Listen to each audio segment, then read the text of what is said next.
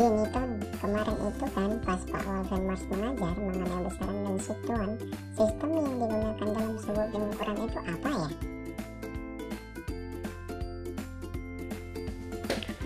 Oh, yang itu, dalam sebuah pengukuran digunakanlah sistem yang dikenal sebagai besaran. Tetapi jika kita ingin menyajikan data dari sebuah pengukuran, maka kita harus menggunakan apa yang disebut dengan satuan.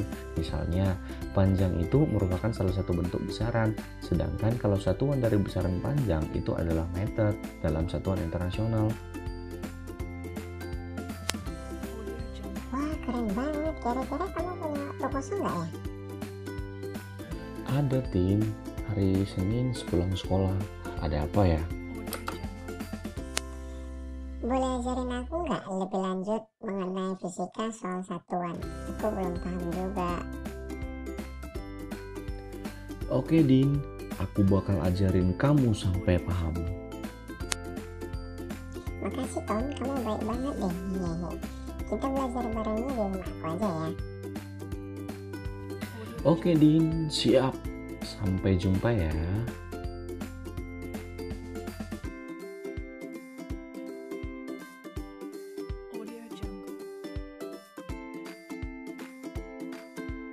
Tini. Iya Ton, iya silakan masuk Ton.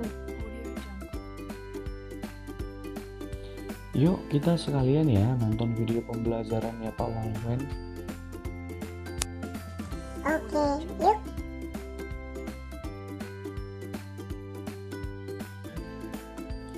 Selamat pagi anak-anak, bagaimana kabarnya? Baik-baik saja kan? Bapak harap begitu ya. Salam sehat.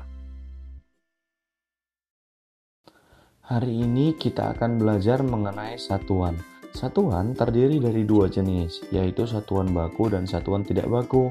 Satuan tidak baku adalah satuan yang tidak ditentukan secara resmi dan untuk orang yang berbeda akan menghasilkan pengukuran yang berbeda. Sedangkan satuan baku adalah satuan yang telah ditentukan secara resmi oleh para ilmuwan dan dijadikan sebagai standar acuan. Satuan ini jika diukur oleh orang yang berbeda akan tetap menghasilkan pengukuran yang sama. Contoh satuan tak baku yang terkenal di Indonesia adalah jengkal. Jengkal merupakan jarak yang dihitung dari ujung ibu jari sampai ujung kelingking. Biasanya jengkal digunakan untuk mengukur panjang, misalnya untuk mengukur batas meja ketika kamu lagi musuhan sama teman sebangku kamu. Hehehe, ayo ngaku siapa yang pernah. Jengkal juga biasa digunakan untuk mengukur panjang benda oleh orang-orang dewasa. Coba deh kamu bayangkan, jika tidak ada satuan baku yang telah disepakati bersama, pasti akan sulit melakukan sebuah pengukuran. Misalnya kamu dan adikmu ingin menghitung jarak dari rumah ke sekolah. Kamu dan adikmu menggunakan jumlah langkah kaki dalam pengukuran jarak tersebut. Ternyata hasil langkah kaki kalian berdua berbeda. Satunya besar, satunya kecil, hingga menghasilkan jumlah pengukuran yang berbeda. Kan jadi repot urusannya. Bisa-bisa jadi timbul masalah baru dalam sengketa keluarga. Haha. Maka dari itulah para ilmuwan secara internasional memisahkan satuan berdasarkan sistem internasional. Paham anak-anak? Sangat paham, Pak. Kamu tahu tidak, satuan internasional atau satuan baku berlaku dan diakui secara internasional. Satuan ini disepakati para ilmuwan pada sebuah pertemuan di Paris, Prancis tahun 1960 agar menghindari kebingungan dan kerancuan dalam masalah pengukuran. Syarat satuan ditetapkan sebagai SI yaitu 1. Nilainya tetap, 2. Berlaku secara internasional, 3. Mudah ditiru dan diperbanyak, 4. Mudah diubah ke bentuk lain.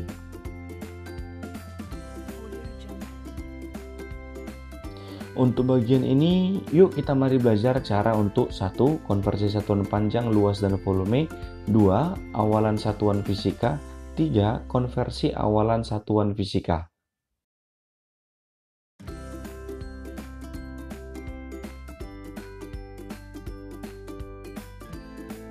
Supaya kita lebih mudah dalam melakukan konversi satu satuan standar internasional besaran panjang ke satuan standar internasional yang lainnya, maka kita bisa menggunakan tangga satuan besaran panjang yang dapat dilihat sebagai berikut.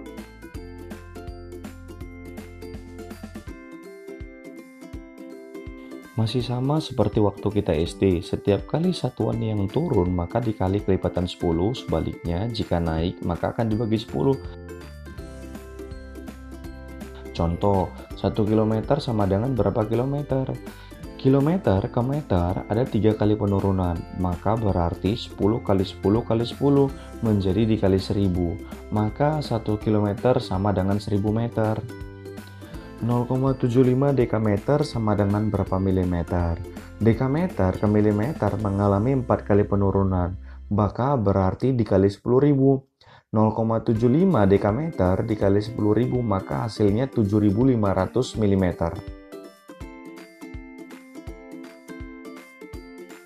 4,5 hektometer sama dengan berapa meter? Hektometer ke meter mengalami 2 kali penurunan, maka menjadi dikali 100.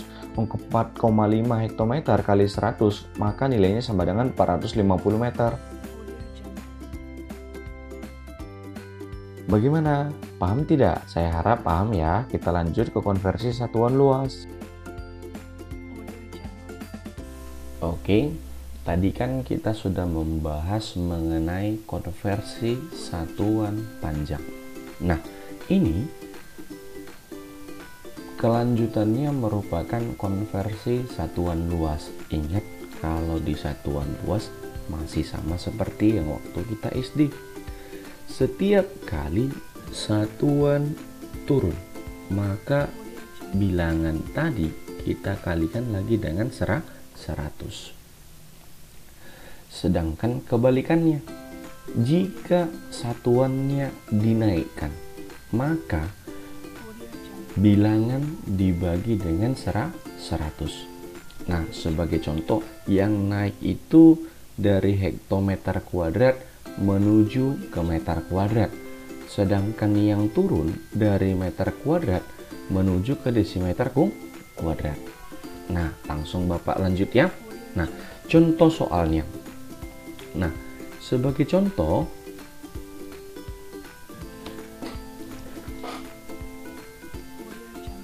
ingat ya, sebagai contoh. Nah, misalnya bilangan yang Bapak mau pakai dia sekitar 78 km kuadrat, mau Bapak ganti menjadi meter kuadrat. Kamu coba ingat, kilometer ke meter kuadrat itu dia berapa tangga?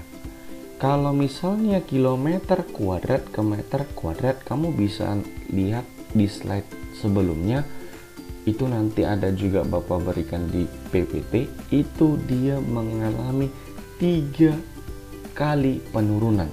Ingat ya, dia turun 3 kali. Maka ingat, kalau 1 kali turun dia dikali 100, maka kalau 3 kali artinya menjadi 100 dikali dengan 100 dikali lagi dengan 100, maka sama dengan dikali berapa nak? Iya benar, dikali dengan 1 juta. Maka yang benar 78 km kuadrat. Udah? Ini sama dengan katanya 78 juta meter kuadrat. Nah, mungkin belum mengerti sekali. Bapak coba lagi buat. Kalau misalnya Bapak buat bilangannya sekitar 0,64, bilangannya Bapak mau buat dekameter kuadrat. Udah, sekarang kamu ganti dia ke desimeter kuadrat. Ingat, dari dekameter sampai dengan desimeter dia berapa kali turun. Udah, kalau misalnya Bapak bikin kilometer kuadrat, hektometer kuadrat, dekameter kuadrat, meter kuadrat, desimeter kuadrat, sentimeter kuadrat, dengan yang satu lagi milimeter kuadrat. Ingat, Bapak mau pindah dari dekameter kuadrat dia sampai dengan desimeter kuadrat. Maka ada berapa kali nih? 1, 2. Maka kalau 2 kali dia turun, ingat berarti 2 kalilah dia dikalikan dengan 100. Berarti jadi 100 kali lagi dengan 100. Berarti dia menjadi 0,64, ingat ya, dikali lagi dengan 10.000. Maka kalau 0,64 dikali dengan 10.000, hasilnya jadi berapa? 6.400. Maka 0,64 dekameter kuadrat setara lah nilainya ini nanti dia dengan 6.400 desimeter kuadrat. Nah, begitulah kira-kira jika yang katanya dia tuh turun. Nah, coba gimana kalau misalnya kita buat dia naik? Ingat, kalau naik modelnya juga masih sama, tidak jauh berbeda. Sebentar ya, kita hapus dulu.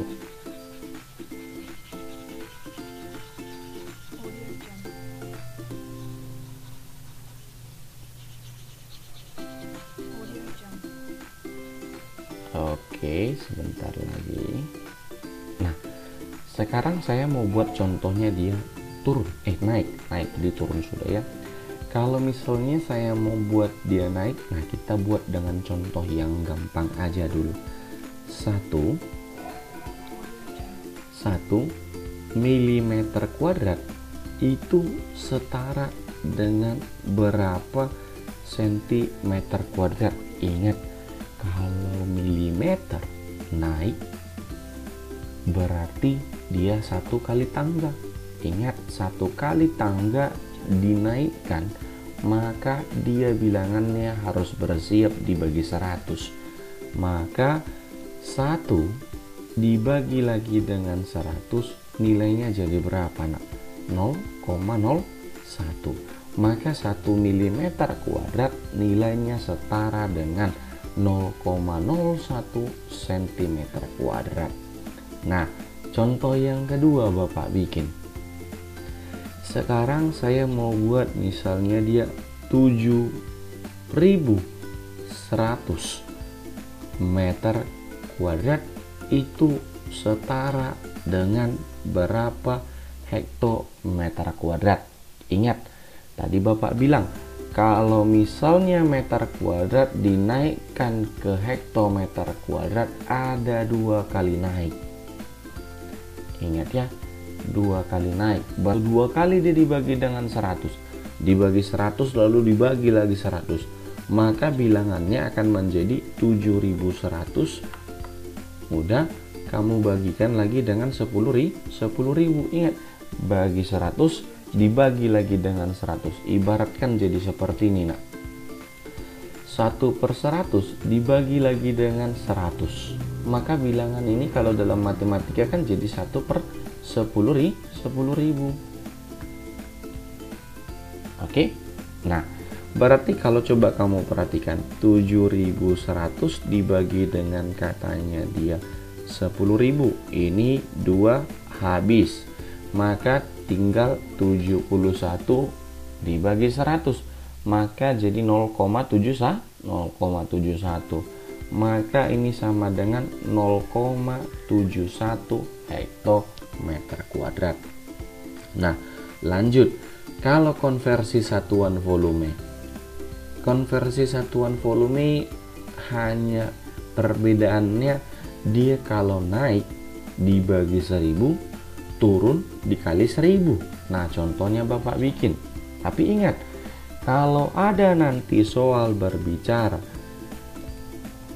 udah, kalau bilangannya sama dengan 1 liter, berarti ini 1 desimeter kubik. Udah, kalau katanya 1 cc, berarti bilangan ini sama dengan 1 cm kubik.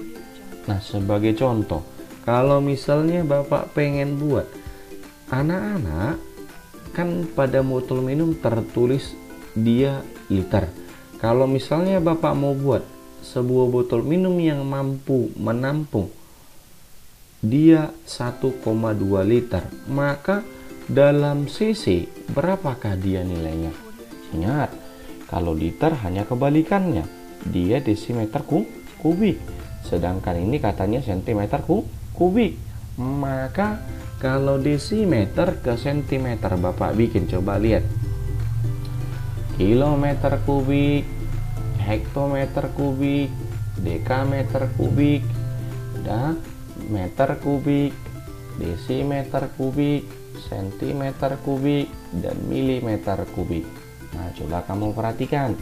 Kalau desimeter kubik Bapak mau pindah ke sentimeter kubik, dia hanya 1 kali tangga.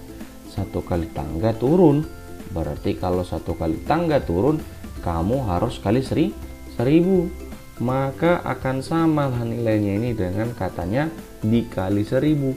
1,2 kali lagi 1000. Maka jadi berapa, nak? 1200 cm kubik. Maka bisa kamu simpulkan 1,2 liter setara dengan katanya dia 1200 cc. Satu lagi yuk. Kalau misalnya Bapak mau buat sebuah ini 0,125 meter kubik. Udah, Bapak mau konversi bilangan tadi menjadi katanya dia milimeter kubik. Coba lihat, ini 1 kali turun, 2 kali turun, 3 kali turun. Maka kalau 3 kali turun berarti 3 kali dikali 1000, berarti kali 1000. Kali lagi 1000, kali lagi 1000, berarti dia jadi kali berapa? Nah, iya, kali 1 miliar, Pak. Nah, kalau seperti ini kali 1 miliar, coba kamu perhatikan. Menjadi 0,125, kamu kalikan lagi dengan 1 miliar. Nah, maka hasilnya jadi berapa? Iya, 125 juta. Oke, maka bilangannya menjadi 125 juta milimeter kubik. Nah, itu tadi kan contoh yang katanya dia turun. Sekarang Bapak mau bikin kalau contohnya dia naik.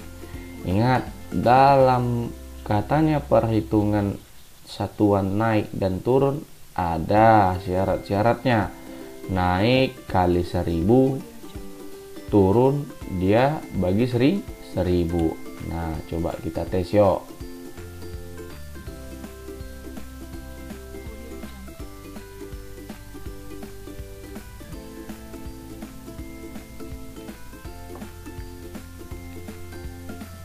Nah, kalau misalnya nih Bapak bikin bilanganmu dia 1 cm kubik itu sama dengan setara berapa meter kubik. Agak sedikit gampang ya. Kayak mana kalau Bapak ganti aja deh, ini jadi 41. Ingat, kalau 41 cm kubik ke meter kubik, ini cm kubik dia naik 2 kali meter kubik. Berarti kalau naik 2 kali berarti bagi 1000 dibagi lagi 1000. Berarti udah dia dibagi 1000 dibagi lagi dengan 1000. Maka menjadi 1 bagi dengan 1 juta. Maka 41, nak. Kamu bagi dengan katanya dia 1 juta. Ingat, kalau dalam bilangan matematika ini ada 6 angkanya, berarti harus menjadi 6 di belakang koma.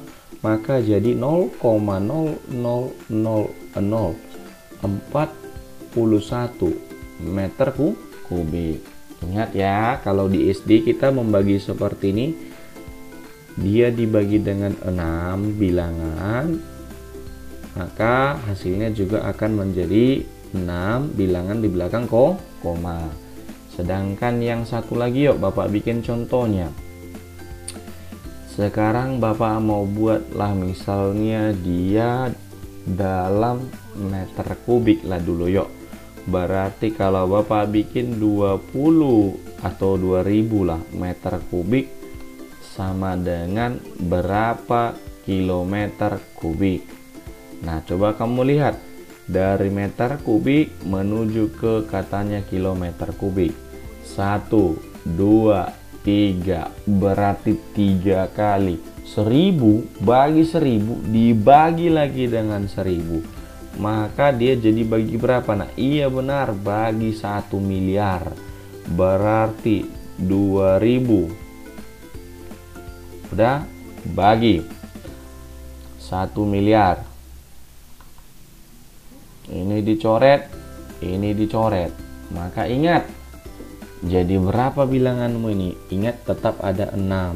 Maka nanti ini jadi juga 6 di belakang koma. 0,000002.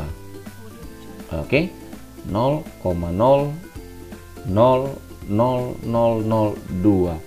Satuannya apa, Pak? Iya, satuannya itu dia kilometer kubik. Nah, sampai disitulah dulu penjelasannya. Jadi, penggunaan awalan ini dimaksudkan untuk memudahkan dan menyederhanakan angka dalam pelaporan sebuah pengukuran. Misalnya nih, menyebutkan 20.000 meter, kan ribet, dapat dipermudah menjadi 20 km. Baik pengukuran, besaran, atau satuan yang baku sangat menolong untuk mengkomunikasikan hasil yang kita dapat dan mengurangi kerancuan yang terjadi jika menggunakan sistem yang tak baku. Bayangkan jika terjadi kesalahan dalam penyampaian penghitungan saat pembangunan jembatan, maka berapa banyak kerugian yang diterita akan untuk membetulkannya.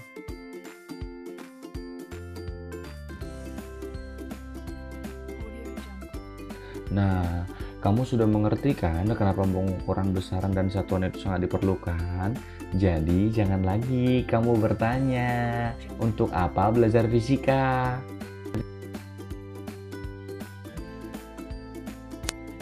Wah, luar biasa. Bapak itu keren banget kalau ngajar auto understand. Gercep.